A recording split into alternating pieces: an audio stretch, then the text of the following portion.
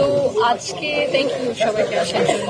তাহলে আপনারা তো সবাই ঢাকায় জি থাকেন। তো ঢাকার ব্যাপারে আই থিঙ্ক আমরা আলোচনা করছি যে in your view what's the Dhaka that you want to see to make it livable for everyone? আপনাদের inclusive, tolerant বেশি। ওটা তাহলে মানে you want to expand on it?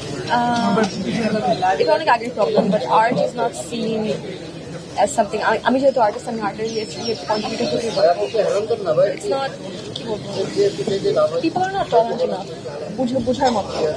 এমন আছে না যে ঠিক আছে they're artist they're practising art, let's just let them be, অথবা দেখার চেষ্টা করি, বাট আমরা ওটা না করে we make fun of it positive people বাংলাদেশে। আমি সারপ্রাইজ কারণ বাংলাদেশে এত আর্ট এত হেরিটেজ এত কালচার।